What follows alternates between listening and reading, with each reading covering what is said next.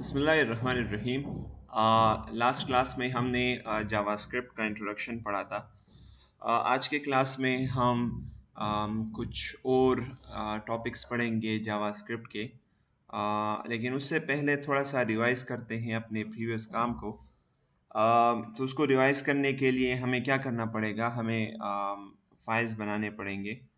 Right, सो मैं इसको cross कर लेता हूँ और मैं इसको थोड़ा सा जूम भी कर लेता हूँ। अब सही है? ओके, सो यहाँ पे बनाते हैं एक index.html फाइल। और हमें पता है कि जब भी कोई रिक्वेस्ट करेगा और उसे मतलब ये जिस सर्वर में पड़ा है उस सर्वर को अगर कोई क्लाइंट रिक्वेस्ट करेगा तो उसको ये index.html वो ये सर्वर भेजेगा। तो मैं यहाँ पे लिख लेता हूँ, टाइटल में दे देता हूँ जावास्क्रिप्ट द मोस्ट, या चलिए सिर्फ जावास्क्रिप्ट लिखते हैं। और यहाँ नीचे आकर मैं एक h1 लेता हूँ और उसमें लिखता हूँ JavaScript higher level programming language. ठीक है। अब इस फाइल को अगर हम यहाँ पे खोलेंगे ब्राउज़र में, सो हमें सिर्फ एक h1 नज़र आएगा। तो लास्ट क्लास में हमने ये पढ़ा था कि अगर हम जावास्क्रिप्ट का कुछ कोड वो ब्राउज़र में रन करवाना चाहते हैं तो उसके लिए हम क्या करेंगे, एक स्क्रिप्ट टैग यहाँ पे डिफाइन करेंगे और उस स्क्रिप्ट टैग के अंदर हम अपना पूरा का पूरा कोड लिखेंगे। ये भी हमने डिस्कस किया था लैपटॉप्स ऑफ प्लीज। ये भी हमने पढ़ा था कि जो स्क्रिप्ट टैग होता है ये आप इस index.html में कहीं भी प्लेस कर सकते हैं, हेड में भी प्लेस कर सकते हैं, बॉडी में भी, कहीं। लेकिन बेहतरीन बात यह है and it's a very good convention कि हम स्क्रिप्ट टैग को बॉडी के अंदर सबसे आखिर में रखें। और मैं आपको डोम मैनिपुलेशन में बताऊंगा कि कैसे, क्यों, इसका फ़ायदा क्या है। अगर आप ऐसा नहीं करेंगे तो मे भी कहीं पे आपको एरर्स आ जाए अगर आप स्पेसिफिकली डोम मैनिपुलेशन करते हैं। डोम मैनिपुलेशन किसे कहते हैं आगे पढ़ेंगे। तो to cut it short, script का टैग हमने बॉडी के आखिर में रखना होगा। और हमने वेरिएबल्स को डिस्कस किया था कि वेरिएबल्स एक मेमोरी लोकेशन को कंजर्व करने का नाम है। तो अगर हम किसी मेमोरी लोकेशन को ख़ास करना चाहते हैं प्रोग्रामिंग में, हम उसके लिए एक वेरिएबल बनाएंगे। तो लेट्स से मैं एक वेरिएबल बनाता हूँ। और अच्छा, और लैंग्वेजेस में आपने देखा होगा कि उस वेरिएबल में, उस मेमोरी लोकेशन में आप जिस टाइप की वैल्यू स्टोर करना चाहते हैं वो भी आपने वेरिएबल के नेम से पहले डिफाइन करना होगा। जैसे सी प्लस प्लस में अगर आप एक इंटीजर को डिफाइन करते हैं तो आप ऐसे लिखते हैं इंट और let's say num1 is equal to 78, आप ऐसे लिखते हैं। ठीक है, आप स्पेसिफिकली बताते हैं कि इस वेरिएबल में हम सिर्फ इंटीजर को स्टोर करेंगे। और अरबाज मुझे ये बताएं कि क्या अगर हम इंटीजर को सी प्लस प्लस में डिफाइन करें, हम उसको कोई करेक्टर वैल्यू दे सकते हैं या कोई फ्लोट वैल्यू दे सकते हैं? अगर मैं इस तरह करूँ int num1 is equal to 73 और फिर उसको ओवरराइट करूँ सी प्लस प्लस में और उसमें 89.1 स्टोर करूँ, तो ये सही है वहाँ पे? क्यों जी? अताउल्लाह, आप इस बारे में क्या कहते हैं? क्या हम ऐसा कर सकते हैं सी प्लस प्लस में? सी प्लस प्लस में नहीं कर सकते क्योंकि हमारे पास स्टैटिक लैंग्वेज है, मतलब स्क्रिप्टिंग नहीं है। ठीक है, नहीं कर सकते। स्टैटिक लैंग्वेज का मतलब ये होता है कि उसमें वेरिएबल का एक टाइप आप डिफाइन कर लें तो बस वही टाइप की वैल्यू आप स्टोर करेंगे, बाकी नहीं कर सकते एग्जैक्टली exactly। लेकिन जावास्क्रिप्ट जो है ये डायनामिकली टाइप्ड है। आम, उसको भी डिस्कस करते हैं। लेकिन जब जावास्क्रिप्ट में हम वेरिएबल्स को डिफाइन करते हैं तो हम खुद से कोई भी टाइप नहीं लिखेंगे बल्कि वार कीवर्ड लिखेंगे और उस मेमोरी लोकेशन को कोई नाम देंगे। लेट्स से मैं किसी का फर्स्ट नेम स्टोर करना चाहता हूँ तो मैं यहाँ पे लिख लूँगा फर्स्ट नेम और फिर इसमें मैं कोई भी वैल्यू स्टोर कर सकता हूँ। ठीक है, तो मैं लेट्स से इसमें सेव कर लेता हूँ सफ़ीउल्ला। ठीक है, तो ये मेरा फर्स्ट नेम हो गया। अब जावास्क्रिप्ट, आप अगर इस फर्स्ट नेम पे होवर करें ना, ये देखिए फर्स्ट नेम पे अगर आप होवर करें तो आपको वो क्या बता रहा है कि ये क्या है, स्ट्रिंग है। खुद इसको कहते हैं टाइप इन्फ्रेंस, टाइप का अंदाज़ा लगाना। तो जावास्क्रिप्ट टाइप इन्फ्रेंस खुद करता है। और लैंग्वेजेस में हमें बताना पड़ता है कि यार ये फला ये स्ट्रिंग है, ये इंटीजर है, ये फ्लोट है एंड सो ऑन। लेकिन जावास्क्रिप्ट टाइप इन्फ्रेंस खुद करता है ए। और ये भी नहीं है कि एक वेरिएबल में आप सिर्फ एक ही किस्म की वैल्यू को स्टोर कर सकते हैं। आप उस वेरिएबल की वैल्यू को चेंज भी कर सकते हैं, लेकिन उस वैल्यू का टाइप भी चेंज कर सकते हैं। ये ज़रूरी नहीं है कि मैं फर्स्ट नेम में यहाँ कोई स्ट्रिंग लिखूँ, ठीक है। मैं इसकी बजाय कोई नंबर भी लिख सकता हूँ 45। जावास्क्रिप्ट कुछ भी नहीं कहेगा। ऑलराइट, अच्छा एक और वेरिएबल लेते हैं और मैं उसको कह देता हूँ last name is equal to और मोहम्मद, ठीक है। इसी तरह से अब ये देखिए वेरिएबल है हमारे पास और उस वेरिएबल में एक वैल्यू है, और उस वैल्यू का टाइप क्या है, वो किस किस्म की वैल्यू है, तो वो एक स्ट्रिंग है। और मैंने आपको लास्ट टाइम बताया था कि जब भी आप स्ट्रिंग लिखेंगे आप उनको डबल कोट्स या सिंगल कोट्स के बीच में लिखेंगे। HTML की तरह स्ट्रिंग को ऐसे ही नहीं लिखेंगे। अगर आप ऐसे लिखेंगे तो वो वेरिएबल उसको कंसिडर करेगा। देखिए वेरिएबल्स के नाम को, फंक्शंस के नाम को हम विदाउट कोट्स लिखते हैं। अच्छा, मैं एक और वेरिएबल डिफाइन करता हूँ एज, और इस एज में मैं नंबर सेव करता हूँ। तो जब आप नंबर लिखेंगे जावास्क्रिप्ट को ये बताएंगे कि ये नंबर है, तो विदाउट कोट्स उसको लिखेंगे। लेकिन अगर आप इस तरह लिखें तो अतहर मुझे ये बताएं कि इस 19 में और वो जो पहले 19 था उसमें कुछ फर्क है? दोनों 19 है। हाँ फर्क है ना, ये कैरेक्टर हाँ हिसाब होगा, पहले number. Exactly, this is the point. पहले वाला वो एज अ नंबर ट्रीट होगा और ये just normal string, normal characters की तरह ट्रीट होंगे। जावास्क्रिप्ट इसको एज अ नंबर ट्रीट नहीं करेगा। नंबर ट्रीट करने का मतलब ये है कि अगर आप इसको किसी और नंबर के साथ प्लस करेंगे तो वो उसको प्लस नहीं करेगा, बल्कि वो उसको कंकेटिनेट करेगा। सो मैं यहाँ पे इसको हटा के मैं यहाँ पे नंबर लिखता हूँ। तो अगर आप इंटीजर लिखते हैं या फ्लोट लिखते हैं, फ्लोट तो जानते हैं ना जिसमें पॉइंट होता है, तो अगर वो नंबर भी आप लिखते हैं तो you will write that without quotes. मैं 19.4 लिख लेता हूँ, ठीक है। इसी तरह से हम बूलियन भी लिख सकते हैं। मैं लेट से परमिशन का एक वेरिएबल लेता हूँ और परमिशन के वेरिएबल में मैं ट्रू या फॉल्स सेव करता हूँ। लास्ट टाइम मैंने आपको ये भी बताया था कि अगर आप ट्रू स्ट्रिंग में लिख लेते हैं तो उसका मतलब होता है नॉर्मल स्ट्रिंग। लेकिन अगर आप विदाउट कोट्स ट्रू या फॉल्स लिख लेते हैं, इनको कीवर्ड्स कहते हैं, ये जावास्क्रिप्ट ने डिफाइन किए हुए हैं, वो इन्हें समझता है।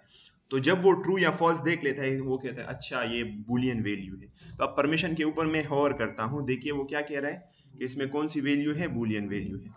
और मैंने आपको ये भी बताया था कि अगर आप एक वेरिएबल को डिफाइन करते हैं उसमें कोई वैल्यू स्टोर नहीं करते तो कोई बात नहीं है, आप ऐसा भी कर सकते हैं, ठीक है। और बाद में उसको कैसे वैल्यू असाइन करेंगे, बस सैलरी, यानी दोबारा से वार कीवर्ड नहीं लिखेंगे, क्योंकि वार कीवर्ड से एक नया वेरिएबल बनता है। तो हम उस सैलरी में ही कोई और वैल्यू स्टोर करना चाहते हैं तो हम इस तरह लिख सकते हैं, लेट्स से 30 दिस, ठीक है। ये कोट्स में इसलिए लिखा है कि ये मैं स्ट्रिंग की तरह ट्रीट करना चाहता हूँ। अगर आप चाहते हैं कि इसको नंबर में लिखूं तो मैं नंबर में लिख लूंगा, सही है। ओके, सो ये मेरे पास सैलरी है। अच्छा, अब इसका टेक्निकल टर्म क्या है। जब आप वेरिएबल को डिफाइन कर लेते हैं और उसको वैल्यू नहीं देते तो इसका टेक्निकल नाम क्या है, डिक्लेरेशन, ठीक है। और मैं सामने कमेंट में लिख लेता हूँ, जावास्क्रिप्ट या कोई भी प्रोग्रामिंग लैंग्वेज वो कमेंट्स को इग्नोर करता है, तो मैं यहाँ पे लिख लूंगा डिक्लेरेशन। लेकिन अब अगर वेरिएबल को डिफाइन भी कर लेते हैं, उसको वैल्यू भी दे देते हैं, तो फिर इस प्रोसेस को इनिशियलाइजेशन कहते हैं।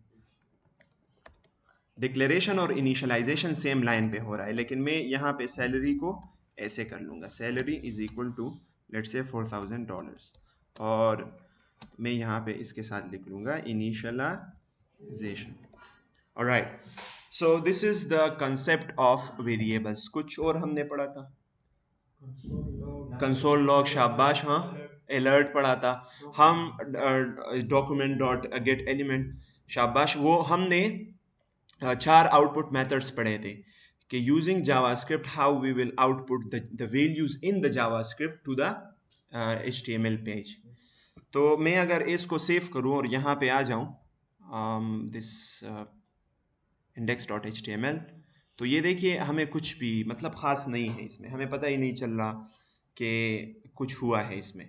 तो अगर हम उन डेटा को जो कि हम जावास्क्रिप्ट में हैंडल कर रहे हैं उसको हम इस HTML पेज के अंदर दिखाना चाहते हैं, कहीं पे दिखाना चाहते हैं, तो उसके लिए हमारे पास कितने मेथड्स हैं? 4 आउटपुटिंग मेथड्स हैं, अलर्ट है, कंसोल लॉग है, किसी के इनर एचटीएमएल में इनर एचटीएमएल है, और डॉक्यूमेंट के आखिर में अपेंड करना है।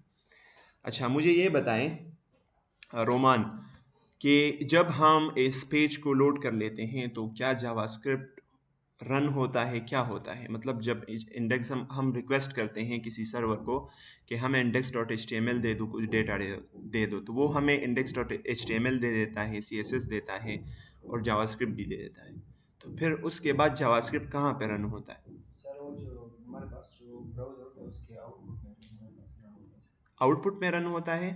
सर जो कंसोल होता है उसमें वो कंसोल में तो हम डेटा देख सकते हैं ना। रन कौन करता है? ब्राउज़र करता है कि सर्वर करता है? सर सर्वर आपको जावास्क्रिप्ट का फाइल देता है, रन नहीं करता। रन कौन करता है? ब्राउज़र करता है। जब वो फाइल लोड हो जाता है तो ऐसे रीड होता है। मुझे ब्राउज़र कंसिडर करें, ब्राउज़र इस तरह रीड करता है। अच्छा, ये डॉक्यूमेंट टाइप HTML है, चले ठीक है। HTML ये ओपनिंग टैग है, लैंग्वेज इसकी इंग्लिश है, हेड है, ये सब पढ़ लेता है, फिर यहाँ पे आ जाता है और इसी को भी रन कर देता है। ठीक है, सो सिक्वेंशली वो ऊपर से नीचे आता है और प्रोग्राम को, HTML पेज को रन करता है। अगर उसमें कोई स्क्रिप्ट टैग हो तो उसको भी चला लेता है। Make sense, right?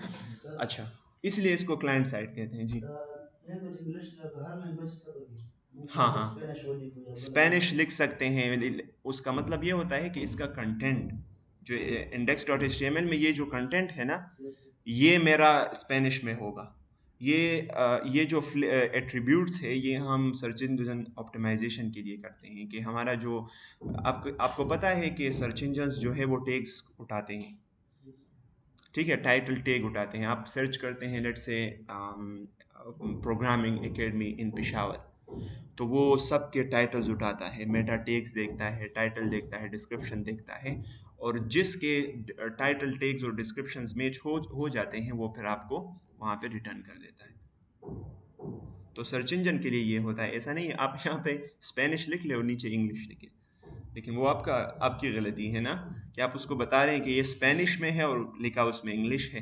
तो ये सर्च इंजन ऑप्टिमाइजेशन के लिए ये एट्रीब्यूट्स हम वो स्पेसिफाई करते हैं। ठीक है, इस तरह से ये भी एक टैग है। आपको पता है ये जो मेटा टैग है, मेटा टैग एक, जिस तरह ये टाइटल है ना, ये जो टाइटल है बिल्कुल इसी तरह एक टाइटल का मेटा टैग भी होता है।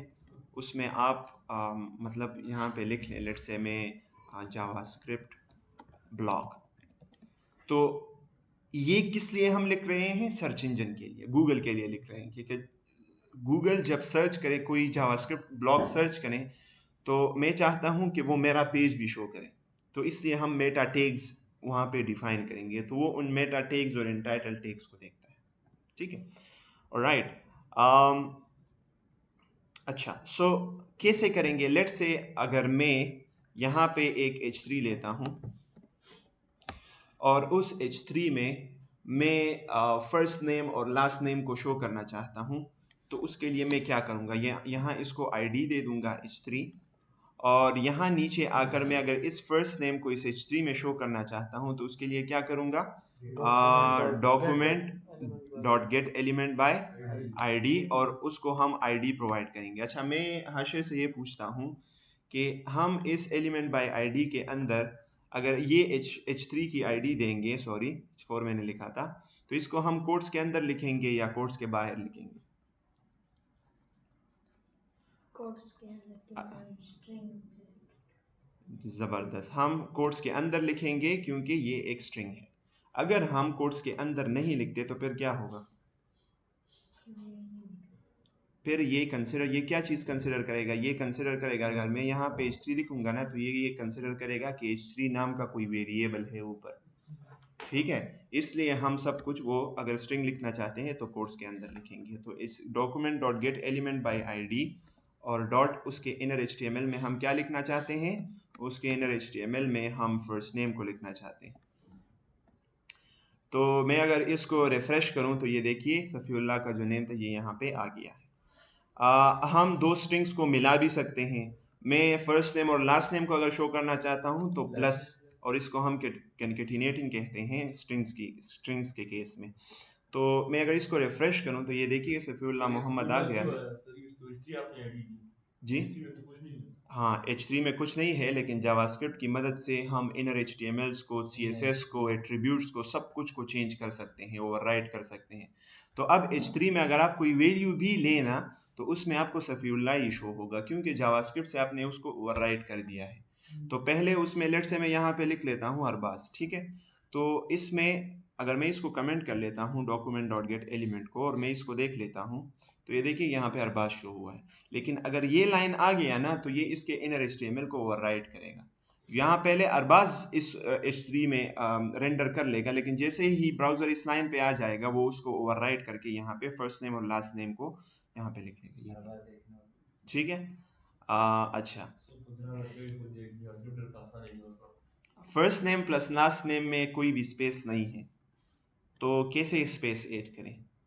डबल कोट्स, डबल कोट से कैसे करें मुझे बताएं। Plus plus double quotes, double quotes फिर प्लस, फिर प्लस, यानी हम एक और स्ट्रिंग इसके बीच में ऐड करना चाहते हैं, लेकिन इस स्ट्रिंग के बीच में हम फासला भी देंगे, स्पेस देंगे, ठीक है। तो एक स्पेस वाले स्ट्रिंग को हमने सेव कर लिया है। अब देखिए, अगर मैं ज़्यादा फासला स्पेस नहीं देंगे तो ये देखिए, ना देना ना दे तो फिर ये नहीं देगा। हाँ, जितना हम इसको ज़्यादा स्पेस देंगे उतना ही ज़्यादा होगा, लेकिन मैं आपको बताता हूँ क्यों नहीं होता। ये देखिए, मैंने बहुत सारा स्पेस दे दिया ना, लेकिन मैं इसको रिफ्रेश कर दिया तो एक ही स्पेस इसने ले लिया। नहीं, उससे भी नहीं होगा। क्यों? कोई बता सकता है? ये हम जब, अच्छा, ये मसला सिर्फ HTML पेज के अंदर है। अगर हम HTML पेज के अंदर इसको रेंडर करेंगे तो फिर ये मसला है। तो ये क्यों है? अगर हम कंसोल लॉक करेंगे तो जितना हम स्पेसेस के बीच में देंगे वो सब शो होगा। ये मैंने आपको बताया था ना कि HTML के अंदर अगर आप किसी टैग में मल्टीपल स्पेसेस दे देते हैं तो उसको इग्नोर करता है, सिर्फ एक स्पेस लेता है, ठीक है। अच्छा, मैं अगर एक और वेरिएबल बनाता हूँ फुल नेम का, और मैं चाहता हूँ, जी, देना चाहते हैं, HTML में नहीं हो सकता। आप पैडिंग दें, मार्जिन दें, स्पेन टैग उसके इर्द गिर्द करें और फिर उसको मार्जिन दे दें। मैं अगर एक वेरिएबल लेना चाहता हूँ फुल नेम, और उसमें मैं ये ऊपर के जो फर्स्ट नेम और लास्ट नेम है इनकी जो वैल्यूज़ है, मैं अगर इनको सेव करना चाहता हूँ फुल नेम में, तो कैसे सेव करूँगा? मैं फर्स्ट नेम लिखूँगा। तो फर्स्ट नेम का मतलब ये है कि फर्स्ट नेम वेरिएबल में जो वैल्यू है वो उठाओ और यहाँ पे इसको फुल नेम में सेव करो, लेकिन सिर्फ वो नहीं, प्लस लास्ट नेम भी, लेकिन इसके बीच में स्पेस पर नहीं होगा। तो अगर हम स्पेस भी ऐड करना चाहते हैं तो हम यहाँ पे एक ये लिख लेंगे, ठीक है, और मैं इसको डबल स्पेस कर लेता हूँ, ठीक है। एक हमें अच्छा, अगर इस फुल नेम को अब हम शो करना चाहते हैं तो बजाय यहाँ लिखने के फुल नेम हम लिख लेंगे और हम इसको रिफ्रेश करेंगे। ये देखिए, वही आउटपुट है। अब देखिए, वेरिएबल का एक और फ़ायदा आपको लग रहा है, आपका कोड कम हो रहा है। देखिए, यहाँ पे मैं वो चाह रहा था कि मैं इनर HTML में first name plus empty string plus last name को शो करूं। इसी तरह से अगर मैं इसको कंसोल लॉग भी करना चाहता हूं तो भी मैं यहाँ पे वो दोबारा से लिखता कि first name plus last name plus this and this, उसकी बजाय सिर्फ फुल नेम लिख लो, तो वो इस फुल नेम को कंसोल लॉग भी कर देगा। और कंसोल किसे कहते हैं, मैंने आपको लास्ट टाइम भी बताया था कि ये एक ऐसी विंडो होती है जिसके अंदर आप कमांड्स रन कर सकते हैं और डेटा को देख सकते हैं। तो ब्राउज़र का जो कंसोल है वो, अगर आप राइट क्लिक करें, इंस्पेक्ट में जाए, यहाँ पे आपको कंसोल मिलेगा। तो ये देखिए, मैं अगर इस पेज को रिफ्रेश करता हूँ तो देखिए कंसोल में मेरे पास सफ़ीउल्लाह मोहम्मद आ गया है, और अब इसके बीच में दो स्पेसेस हैं, ये देखिए दो स्पेसेस हैं, ठीक है। ये क्यों? ये इस वजह से कि ये कंसोल है और इसमें तो स्पेसेस पर इग्नोर नहीं होते। ये सिर्फ HTML में अगर आप किसी स्ट्रिंग को शो करेंगे और उसमें मल्टीपल स्पेसेस हैं तो उन स्पेसेस को वो एक ही स्पेस कंसिडर, ये HTML का मसला है। ठीक है, मुझे बताएं कहाँ पे। ये आपने HDID लिया है सर। तो ये पहले फर्स्ट नेम क्यों ले रहा है, सफीउल्लाह को क्यों ले रहा है? आईडी में सफीउल्लाह को क्यों ले रहा है? जो आप कंसोल करते हैं, रिफ्रेश करते हैं। अच्छा, मैं इस लाइन का मतलब क्या है, मैं इसको कह रहा हूँ कि डॉक्यूमेंट में, ये जो HTML का डॉक्यूमेंट है, इसमें एक एलिमेंट देखो जिसकी ID H3 हो, वो एलिमेंट उठाओ और उसके अंदर, इसके अंदर जो HTML है, जो भी है, शायद टेक्स्ट हो, शायद कोई और मल्टीपल चीज़ें हो, उसके अंदर p टैग हो फिर कोई और टैग हो, तो मैं कह रहा हूं कि उसके इनर HTML में जो भी है उसको ओवरराइट करो, उसकी बजाय फुल नेम लिखो। और फिर इस लाइन में मैं बता रहा हूं कि तुमने ये फुल नेम उठा के मुझे कंसोल में शो करना है, तो उसके लिए console.log हम करेंगे। ठीक है, तो मैं यहाँ पे आके अगर इसको रिफ्रेश करता हूँ तो ये देखिए इसे, अगर मैं कंसोल लॉग में लेट्स से सैलरी को वो करता हूँ तो ये हमारे पास। अच्छा सवाल, ये लास्ट टाइम भी आप लोगों ने ये पूछा था सवाल कि कंसोल लॉग में हम क्यों, इसका फ़ायदा क्या है, तो ये हमारे डेवलपर्स के लिए फ़ायदा होता है। अब आप देख सकते हैं ये जो इसका कलर है ये पर्पल है। कौन सा कलर है? पर्पल कलर है, जो बता रहा है कि ये एक नंबर है। ठीक है, इसी तरह से अगर कोई स्ट्रिंग आप वो करेंगे कंसोल लॉग करेंगे, मैं यहाँ पे वो वाइट होगा, तो कंसोल में हमें डेटा का बहुत सारा इन्फो वो मिल सकता है। ये देखिए, और ये आपको ये भी बता रहा है कि ये किस फाइल से ये लाइन ये कंसोल हुआ है, index.html में 24 नंबर लाइन से। तो ये देखिए 24 नंबर लाइन से सैलरी वो कंसोल हुआ है और 25th नंबर लाइन से वो फर्स्ट नेम हुआ है। Alright, so this was all that we discussed in the last class. अभी मूव करते हैं नेक्स्ट टॉपिक्स की तरफ। अगर आपको याद हो हमने ऑपरेटर्स को भी थोड़ा सा टच किया था, लेकिन उससे पहले मैं आ जाता हूं और जिस तरह हम CSS को दो तरीकों से लिख सकते हैं, एक इनर CSS होता है, एक इनलाइन CSS, तीन तरीके हैं, इनलाइन, इनर और एक्सटर्नल CSS। इसी तरह से जावास्क्रिप्ट को भी हम इंटरनल जावास्क्रिप्ट भी लिख सकते हैं और हम एक्सटर्नल जावास्क्रिप्ट भी लिख सकते हैं। अब ये जो टैग हम स्क्रिप्ट टैग के अंदर जावास्क्रिप्ट लिखते हैं इसको कहते हैं इंटरनल जावास्क्रिप्ट। अगर हम एक्सटर्नल जावास्क्रिप्ट लिखते हैं तो हमें उसके लिए एक जावास्क्रिप्ट का फाइल बनाना होगा, जिस तरह हम style.css बनाते थे इस तरह अब हम जावास्क्रिप्ट का एक फाइल बनाएंगे और उसको मैं नाम देता हूँ JS। तो उसका एक्सटेंशन क्या होगा? JS होगा। अच्छा, अब इसके अंदर ना हम HTML नहीं लिखेंगे, इसके अंदर प्योर जावास्क्रिप्ट का कोड लिखेंगे, जो जावास्क्रिप्ट का कोड हम स्क्रिप्ट टैग के अंदर लिख रहे थे। ये जो कोड हम यहाँ पे लिख रहे थे ये हम यहाँ से डायरेक्ट उठा के हम वहाँ पे पेस्ट कर सकते हैं, सिर्फ ये कोड, बाकी नहीं। अच्छा, फिर एरर थ्रो करेगा। तो मैं इसको सेव कर लेता हूँ और यहाँ पे आके इसको मैं पेस्ट कर देता हूँ। Alt Shift F से ये ऑटो फॉर्मेट हो जाएगा। अब अगर मैं यहाँ पे आ जाऊँ, इसको रिफ्रेश करूँ, जावास्क्रिप्ट ने कुछ भी काम नहीं किया, वही अरबाज शो हुआ है और यहाँ पे कंसोल में कुछ भी शो नहीं हुआ। ये क्यों? लिंक नहीं किया ना, हमने index.html को ये नहीं बताया कि आपने कौन सा वाला जावास्क्रिप्ट रन करना है। तो अगर आप लिंक करना चाहते हैं जावास्क्रिप्ट के उसको किसी फाइल को, तो स्क्रिप्ट टैग के अंदर आपने एक एट्रीब्यूट देना होगा src, और उसके अंदर जिस तरह आप CSS लिंक करते थे बिल्कुल उसी तरह आप जावास्क्रिप्ट को भी लिंक कर सकते हैं। लेकिन वो लिंक के अंदर लिंक टैग के अंदर कौन सा वो था, href था कि क्या था? हाँ href था। और यहाँ पे स्क्रिप्ट टैग के अंदर src एट्रीब्यूट में हम पाथ देंगे। जी नहीं, इस स्क्रिप्ट टैग में src पाथ के लिए होता है। ठीक है, अच्छा तो ये जो फाइल है ये आखिर में आके रन होगा। अगर मैं इसको स्क्रिप्ट टैग को ऊपर करूँगा यहाँ पे, तो पहले स्क्रिप्ट टैग रन हो, स्क्रिप्ट टैग पहले ये जावास्क्रिप्ट का फाइल रन होगा, फिर उसके बाद ये नीचे वाला कोड रन होगा। तो अब मुझे कौन ये बता देगा? सफ़ी, मुझे ये बताओ कि मैंने जावास्क्रिप्ट का जो कोड है वो ऊपर कर लिया है। सवाल समझो, वहाँ पे देखो, मैंने index.js में क्या किया है कि जो h3 है यहाँ पे, ये h3 मैंने इसको लिया है और इसमें फुल नेम को इनर HTML में फुल नेम पास किया है, यानी सफ़ीउल्लाह मोहम्मद। और यहाँ पे h3 में असल में असलन HTML में अरबाज लिखा है। तो अब मुझे बताएं कि अगर स्क्रिप्ट टैग को मैंने ऊपर कर लिया तो h3 में क्या शो होगा? सफ़ीउल्लाह शो होगा।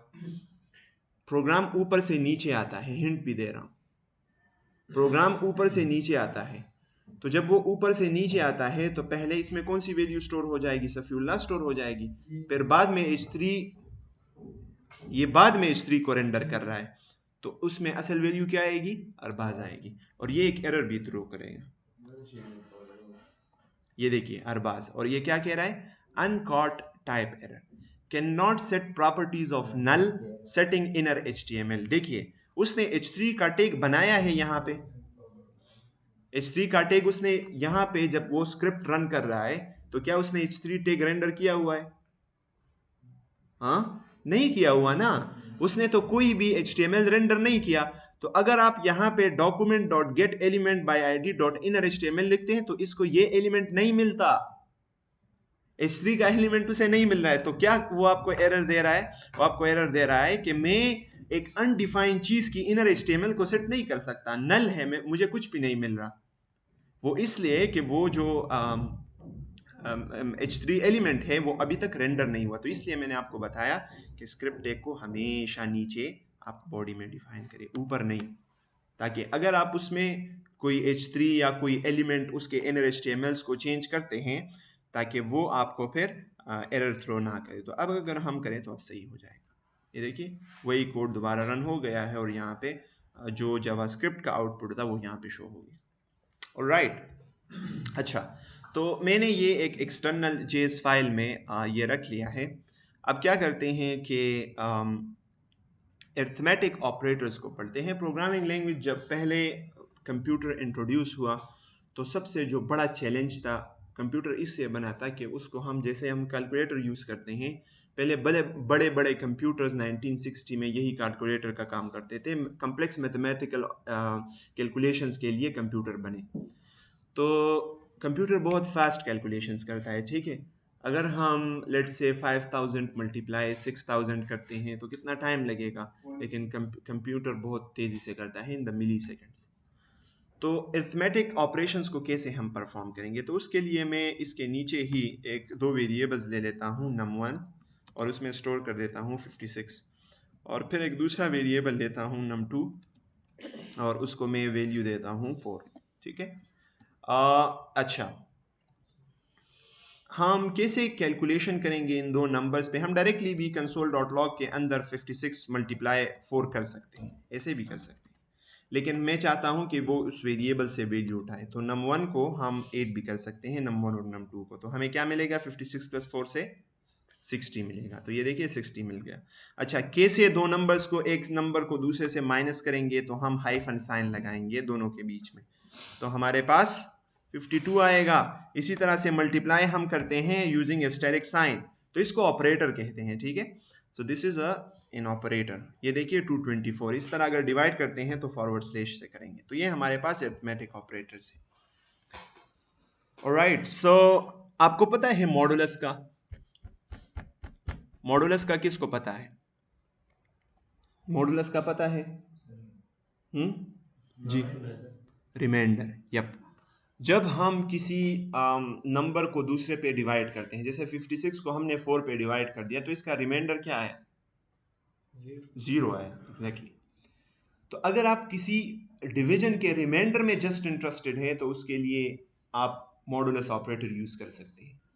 तो अब अगर चाहते हैं कि 56 को अगर मैं 4 पे डिवाइड करूं तो उसका रिमाइंडर क्या आएगा, मुझे वो रिमाइंडर मिले, तो उसके लिए आप परसेंटेज का साइन दो नंबर्स के बीच में वो लगाएं। तो परसेंटेज साइन का मतलब ये है कि ये num1 को num2 पे डिवाइड करेगा, जो रिमाइंडर मिलेगा वो रिमाइंडर आपको देगा और वो कंसोल लॉग हो जाएगा। तो मैं इसको रिफ्रेश करता हूं तो ये देखिए 0 आ गया।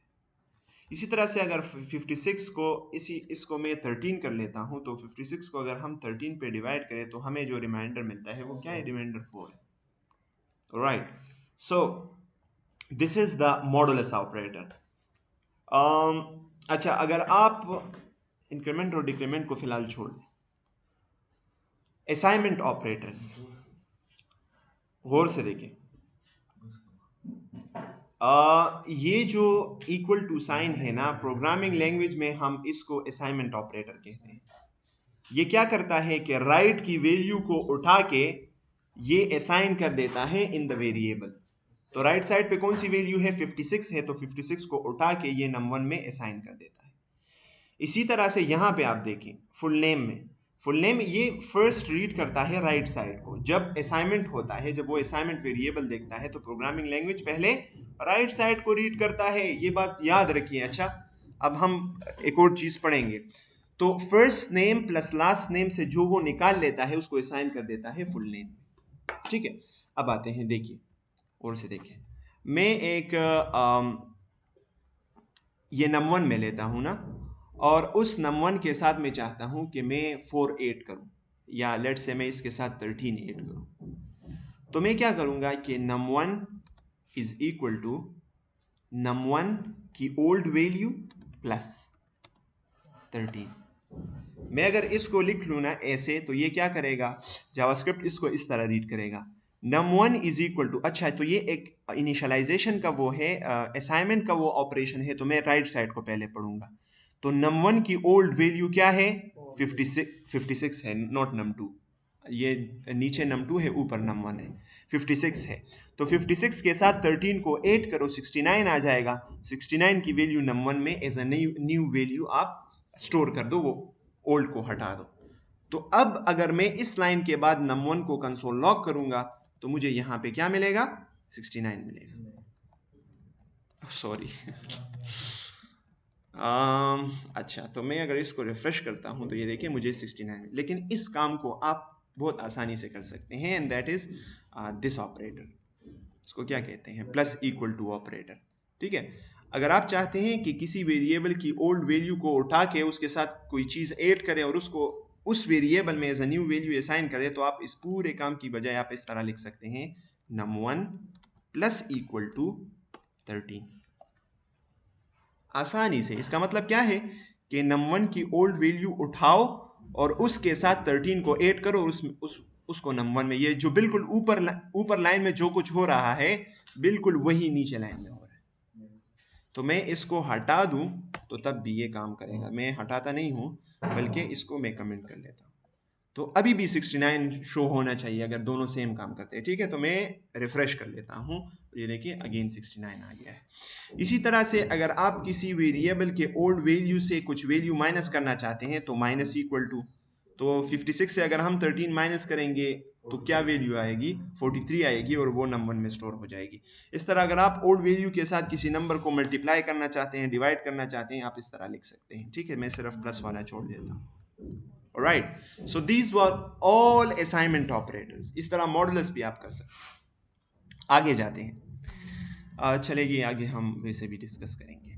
अच्छा, अरे की तरफ आते हैं, और अरे सिर्फ जावास्क्रिप्ट में नहीं होता, बल्कि हर एक प्रोग्रामिंग लैंग्वेज में अरेज होते हैं। अरे क्या है, ग्रुप ऑफ डेटा है। अगर आप मेमोरी लोकेशन में ये देखिए, आपने ये डिफरेंट वेरिएबल्स यहाँ पे डिफाइन किए हैं ना, first name, last name, full name, age, permission, salary. आप अगर मेमोरी को एज अ एक कमरा कंसिडर करें ना, तो मैंने आपको बताया था कि उसमें एक खाने बने होते हैं, स्पेसिफिक सेक्शंस होते हैं, और उस सेक्शन में डेटा स्टोर होता है। ऐसा नहीं होता गोदाम की तरह बस आप उसमें डेटा फेंके, नहीं, ऐसा नहीं होता, बल्कि एक कमरा है तो उसमें प्रॉपर उसने डिफाइन किए होते हैं कि इतनी इतनी जगह है और मैं इसमें डेटा को स्टोर करूँगा, तो सेक्शंस बनाए होते हैं। अब ये जो फर्स्ट नेम है, ये आप कंसिडर करें मेमोरी को एज अ रूम, तो फर्स्ट नेम एक जगह पे पड़ा हुआ है, लास्ट नेम दूसरी जगह पे पड़ा हुआ है, फुल नेम तीसरी जगह पे पड़ा हुआ है, एंड सो ऑन। वो एक दूसरे के पीछे बिल्कुल नहीं पड़े हुए जिस तरह आपको प्रोग्राम में नजर आ रहे हैं, ये ऐसे नहीं है, बल्कि ये डिस्पर्स्ड है ऑल ओवर द प्लेस, एक जगह पे पड़ा है, दूसरा दूसरी जगह पे। अगर आप चाहते हैं कि आप मेमोरी लोकेशन में अ ग्रुप ऑफ मेमोरी लोकेशन को आप खास करें, उसको पॉइंट करें, तो प्रोग्रामिंग लैंग्वेज में वो कैसे करेंगे। लेट्स से मैं चाहता हूं कि मैं 6 मेमोरी लोकेशंस को खास करना चाहता हूं जो कि एक दूसरे के पीछे हो, और उसमें मैं कोई वैल्यू स्टोर करना चाहता हूं, तो उसके लिए हमारे पास अरे का कंसेप्ट है। अरे क्या होता है, अरे में आप बंच ऑफ डेटा को स्टोर कर सकते हैं, और वो बंच ऑफ डेटा जो है वो एक दूसरे के सीक्वेंस में पड़े होते हैं। पहले जो उसमें डेटा आप देते हैं वो पहले पड़ा होता है, फिर उसके बाद मेमोरी लोकेशन में भी वो सीक्वेंस में पड़े होते हैं। तो कैसे डिफाइन करेंगे, बहुत ही आसान है। दूसरे लैंग्वेजेस में अरे डिफाइन करना बहुत मुश्किल होता है। उसमें सी प्लस प्लस की एक मिसाल देता हूँ, उसमें आपने ये बताना पड़ता है कि अरे वो उसमें मैं किस टाइप के वैल्यू स्टोर करूँगा। तो पहले तो आपने ये बताना होगा, ठीक है। फिर उसके बाद आपने अरे को नाम देना होगा, लेट से माई अरे, और फिर साथ में ये स्क्वायर ब्रैकेट्स भी लगाने होंगे, ठीक है।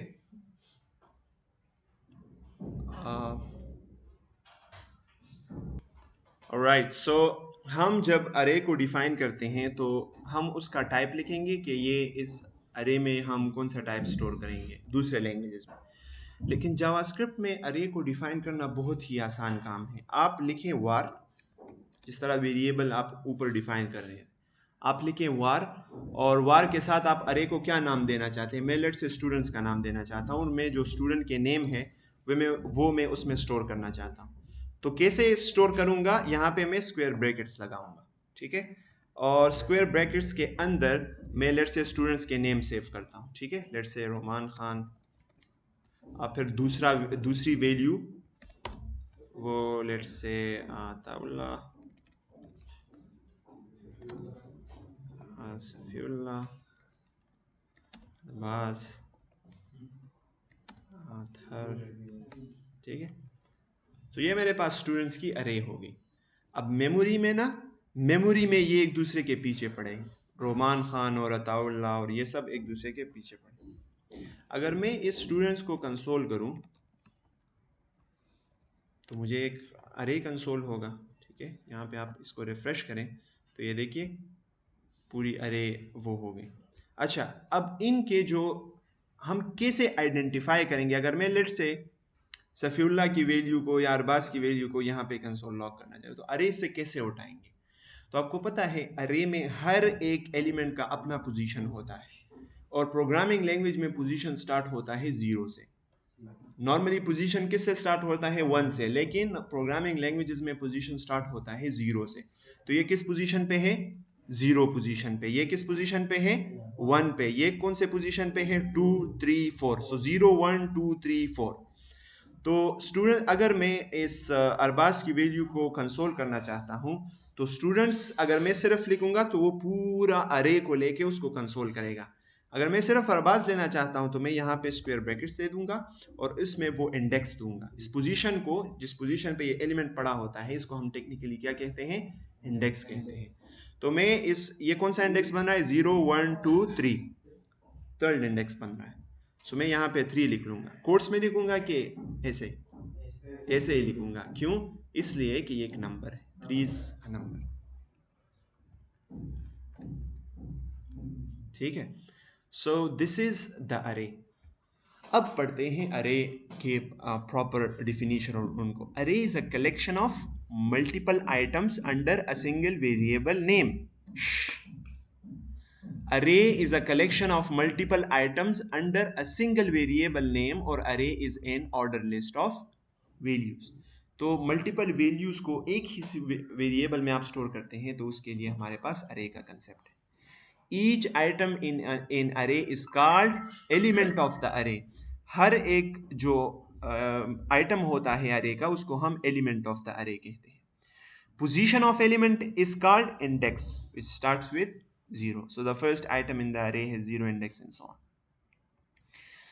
अच्छा, और जो प्रोग्रामिंग लैंग्वेज है उसमें आप ऐसे नहीं कर सकते, राइट। आप ऐसे नहीं कर सकते कि स्ट्रिंग्स आप सेव कर रहे हैं उसमें बीच में आप नंबर भी स्टोर करें, लेकिन जावास्क्रिप्ट में आप मिक्स टाइप स्टोर कर सकते हैं। स्ट्रिंग स्टोर करें, नंबर स्टोर, एक ही अरे में, नो वरीज। देखिए कोई भी एरर हमें नहीं दे रहा। So we can store the mixed type, और वो डायनामिक भी होता है। और लैंग्वेजेस में आपने ये भी बताना पड़ता है कि इसमें मैं कितने एलिमेंट स्टोर करूंगा। जावास्क्रिप्ट में बस खुद स्टोर करें, उसको ज़्यादा भी कर सकते हैं, कम भी कर सकते हैं, and so on. Alright, so the following example creates the colors array that holds string elements. To access an element in the array, you specify an index in the square brackets. जैसे colors की array में आप red color को, green color को get करना चाहते हैं तो फिर आप यहाँ पे 1 लगाएंगे। Alright, so आप ऐसा करें, वेरिएबल्स बनाए डिफरेंट किस्म के, और अरे बनाएं, और फिर उसके बाद हम कंटिन्यू करते हैं, ठीक है। Alright, so नेक्स्ट हमारे पास जो, अब हम जो अरे में डेटा रखते हैं ना, तो अरे में बाय एनी चांस आपको कोई पता चलता है कि फला बंदा या इस अरे के अंदर क्या है। बस जो भी डेटा है वो आप उसमें अरे में डाल सकते हैं। तो अनस्ट्रक्चर्ड डेटा है हमारे पास, हम ये नहीं बता सकते कि किस इंडेक्स पे कौन सा डेटा होगा। तो अगर आप डेटा को स्टोर करना चाहते हैं और आप चाहते हैं कि मैं उसको ऑर्गेनाइज फॉर्म में सेव करूं, लाइक मैं स्पेसिफिक कीज दूं, मैं इंडेक्स ना दूं, जैसे आप डिक्शनरी देखते हैं ना, डिक्शनरी में क्या होता है कि हर एक लफ्ज के सामने उसकी मानी होती है, तो आप उस मानी को अगर ढूंढते हैं तो उसके क्या ढूंढते हैं, उसका वो लफ्ज ढूंढते हैं।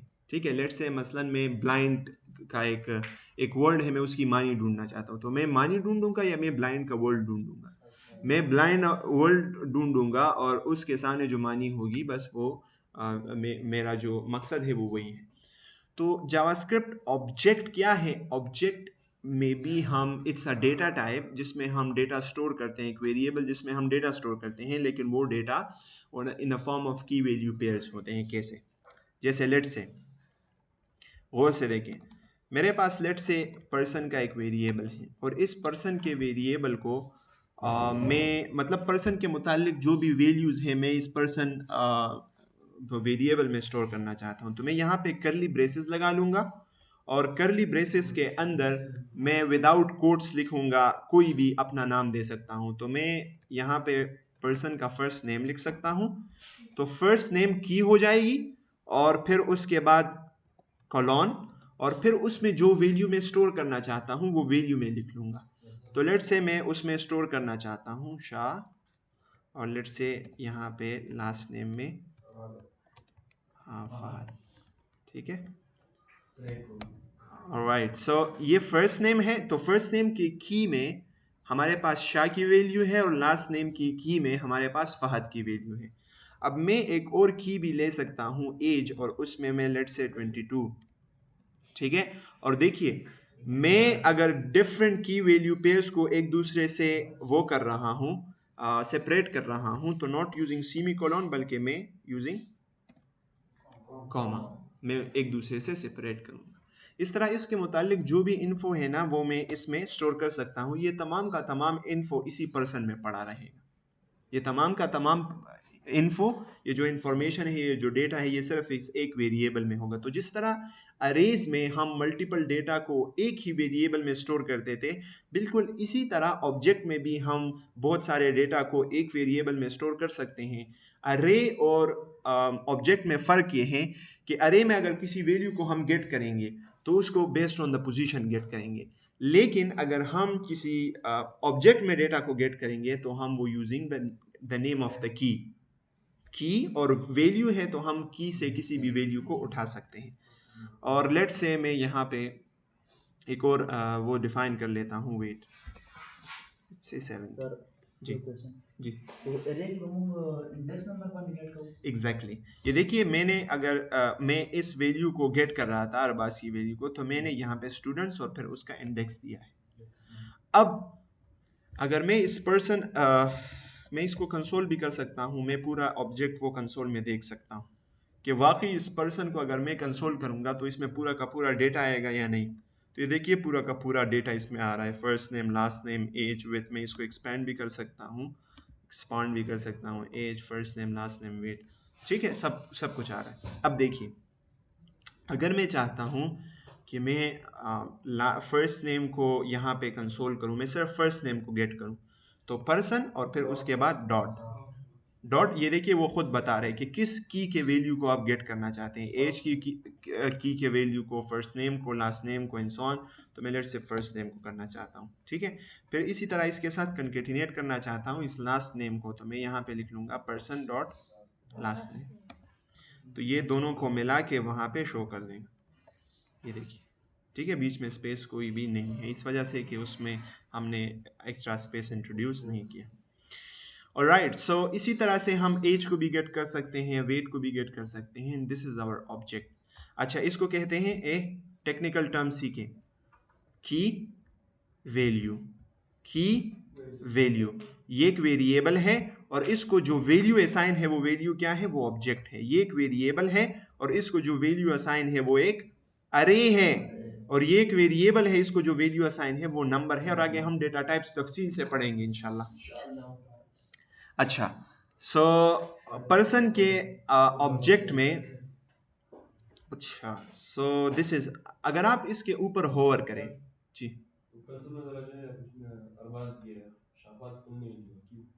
कहाँ पे कंसोल में मैंने क्या किया है,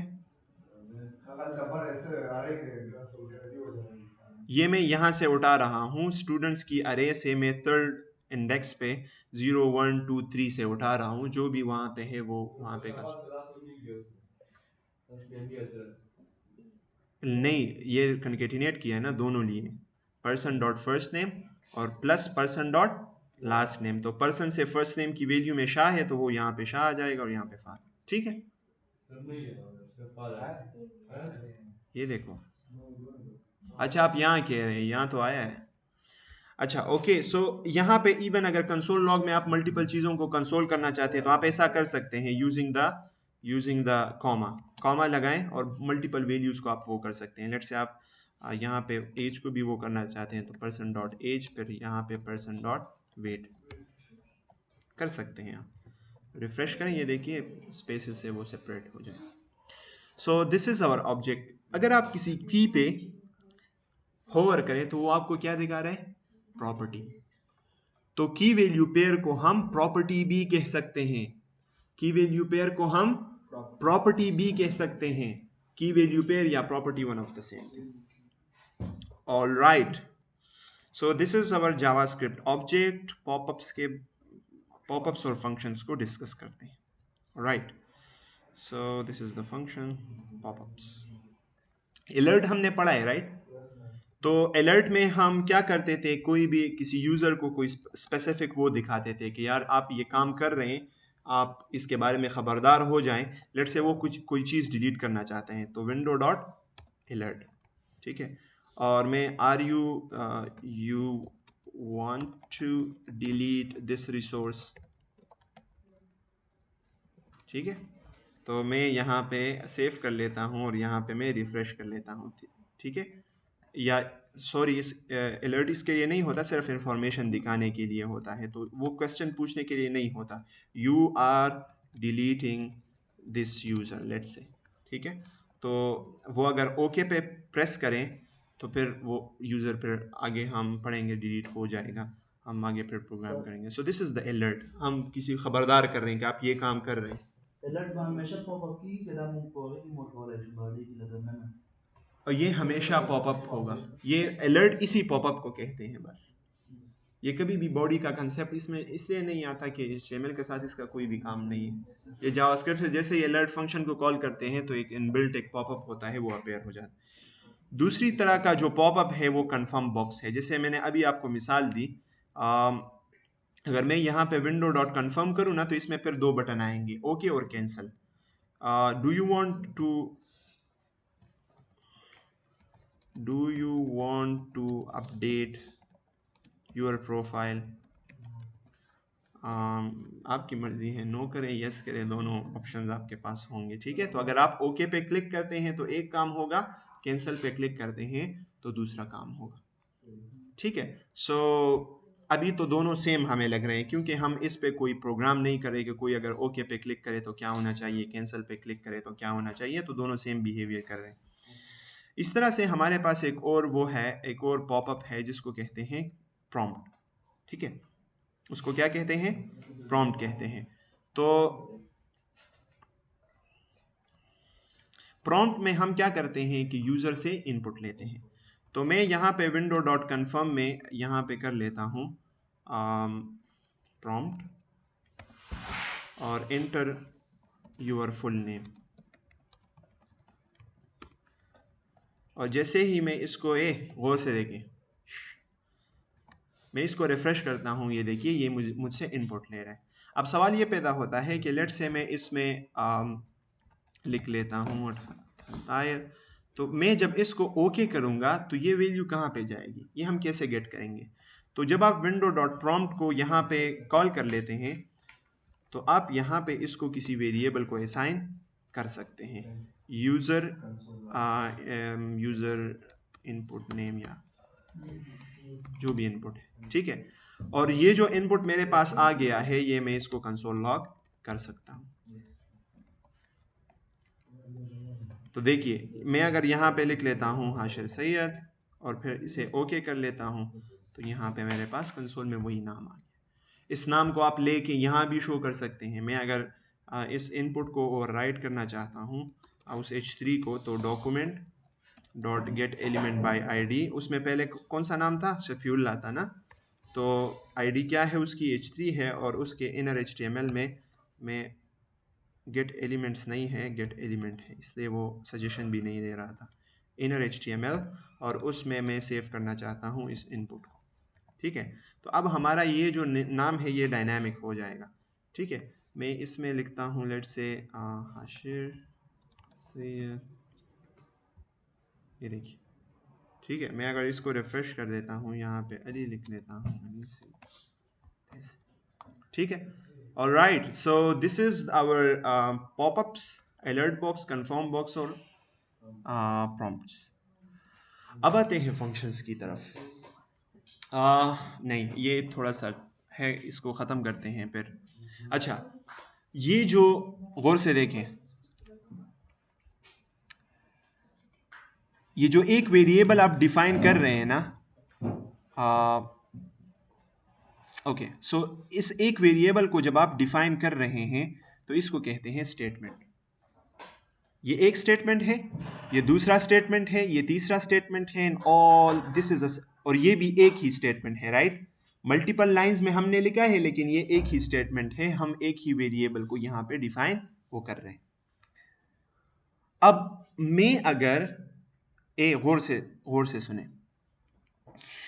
मैं अगर चाहता हूं कि कोई अगर फर्स्ट नेम और लास्ट नेम मुझे दें और मैं उससे फुल नेम बनाना चाहता हूं, तो मैं क्या करूंगा, बार बार first name plus last name, first name plus last name, first name plus last name, मैं ये करूंगा।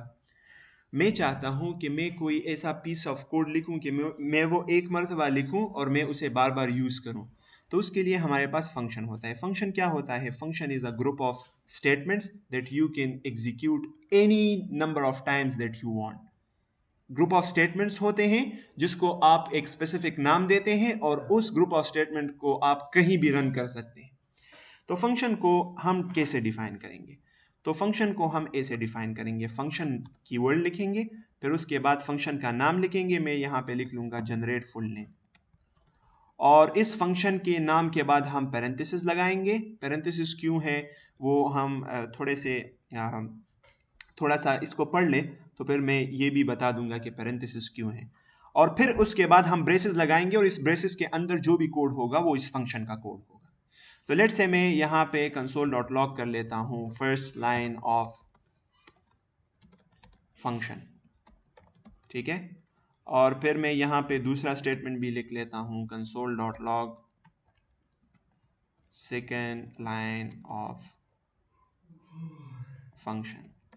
ظالمانو دومره سویلي کوي زم سم بور کړم، هر یو کس ته چې ګورم سویلې کوي. تھرډ لاین دا زما غلطی ده، میچونو ته کینې او خپل دغم چې کم دی مستقبل هم په لته والی دی. سیریسلی اټس سو امبیرسینګ.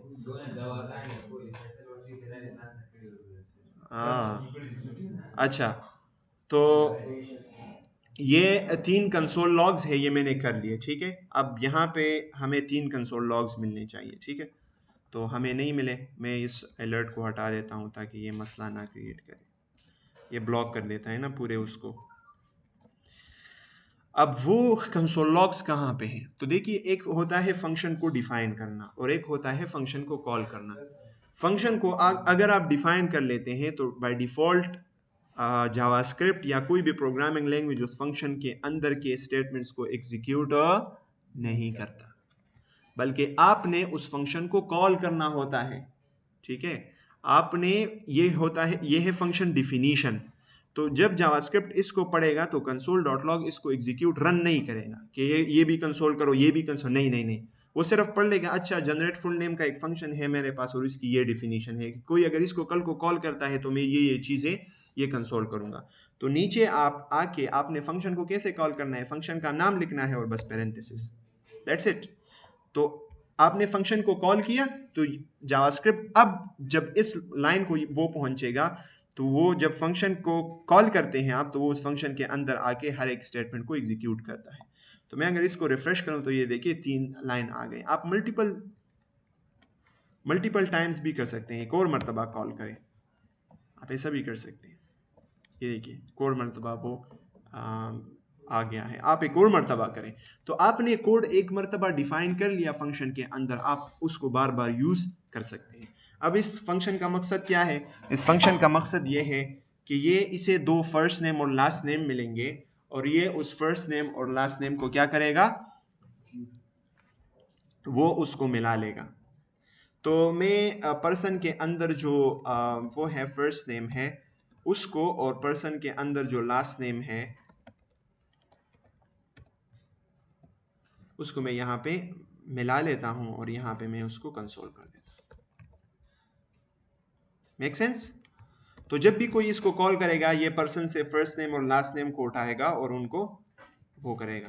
तो ये देखिए, फर्स्ट लाइन, फिर शाफात, फिर थर्ड लाइन, फिर दूसरी मरतबा फिर फंक्शन कॉल हुआ है और वही काम इसने दोबारा किया हुआ। अब ये जो काम मैंने किया है दिस इज नॉट गुड। मैं एक हार्ड कोडेड वैल्यू यहां से उठा रहा हूं। अब इस फंक्शन की मतलब ये हम मल्टीपल जगहों पे इसलिए यूज नहीं कर सकते क्योंकि ये एक ही ऑब्जेक्ट से वैल्यू उठा रहा है। मैं चाहता हूं कि मैं इसको अगर ये फर्स्ट नेम और लास्ट नेम भी दे दूं तो ये इसको भी एक्सेप्ट करे और उससे मेरे लिए फुल नाम बनाए।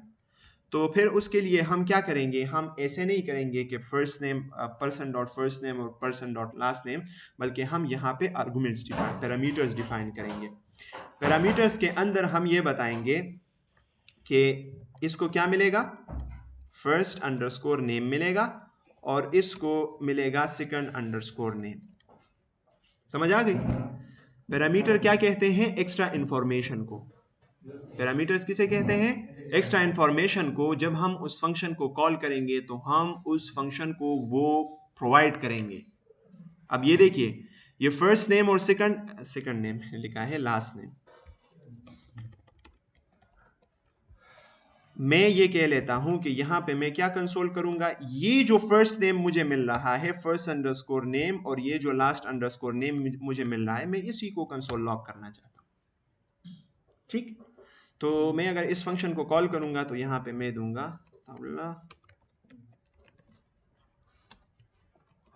नियाजी और यहां पे मैं दे दूंगा रोमान खान। नहीं, रेसिज्म नहीं करना, ठीक है। सो अताउल्ला, नियाजी और रोमान खान। अब देखिए एक ही फंक्शन है लेकिन मैं उसको डिफरेंट डेटा दे रहा हूं और वो मेरे लिए वो काम कर रहा है। ये देखिए, ये फर्स्ट फंक्शन का वो है और this is the second function. So ना that is how this is the function and this is called the parameters. तो दो पैरामीटर्स मैंने डिफाइन किए हुए हैं, वो दो पैरामीटर्स मैं यहाँ पे प्रोवाइड करूंगा। अच्छा, और क्या है फंक्शन में? ऑलराइट, एक और हम ये कर सकते हैं। अब ये फंक्शन, इसके अंदर फर्स्ट नेम और लास्ट नेम कंसोल हो रहा है। मैं चाहता हूं कि ये फंक्शन मुझे ये फर्स्ट नेम और लास्ट नेम मिला के मुझे दे दे, ताकि मैं इसे किसी H3 में ये जो document dot gate element by ID है मैं इसे असाइन करूं। तो ये कैसे करेंगे? तो मैं आपको एक चीज दिखाता हूं, देखिए गौर से। अच्छा, मैं एक वेरिएबल लेता हूं फंक्शन आउटपुट। फंक्शन हमें क्या देता है जब हम उसको वेरिएबल को असाइन करते हैं? अगर मैं सिर्फ इस फंक्शन को असाइन करूंगा, इस नाम को असाइन करूंगा, तो इस नाम में, इस वेरिएबल में क्या पड़ा है? एक फंक्शन पड़ा है ना। तो ये, और मैं इस फंक्शन आउटपुट को कंसोल करूं,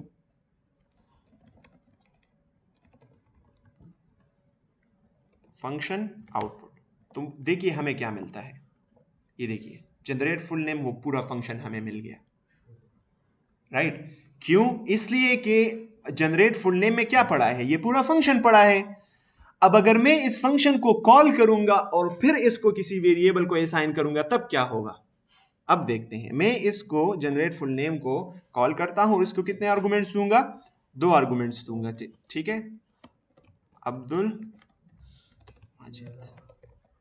ठीक है, मैंने इसको कॉल किया और जिस फंक्शन कॉल को किसी वेरिएबल को असाइन किया, देखते हैं कि क्या मिलता है। अनडिफाइंड। क्या मतलब? जब आप किसी, गौर से सुने, जब आप किसी फंक्शन को कॉल करते हैं और उस फंक्शन कॉल को किसी दूसरे वेरिएबल को असाइन करते हैं, वो function by default undefined return करता है। वो क्या देता है? अनडिफाइंड देता है आपको। अगर आप चाहते हैं कि उस फंक्शन से कुछ यूजफुल चीज़ें कुछ रिटर्न करना चाहते हैं आप, तो आप यहाँ पे आए और आखिर में आप लगाएं रिटर्न, और रिटर्न के साथ जो भी आप वो करना चाहते हैं रिटर्न करना चाहें। लेट्स से मैं एक फुल नेम, एक ये स्ट्रिंग है, मैं ये रिटर्न करना चाहता हूँ। इसको सेव करता हूँ तो रिटर्न दो काम करता है। रिटर्न यहाँ से फंक्शन को क्विट भी करता है और इस फंक्शन को रिटर्न भी करता है इस फंक्शन से। अगर मैं इसके नीचे console.log लिखूँ तो वो ये देखिए काम नहीं करेगा। वो ब्राउज़र को भी पता चल रहा है कि ये जो कंसोल लॉग है ये शो नहीं होगा। क्यों? इसलिए कि हमारे पास रिटर्न के बाद जो स्टेटमेंट्स होते हैं वो एग्जीक्यूट नहीं होते, रिटर्न का स्टेटमेंट फंक्शन को एग्जिट कर लेता है।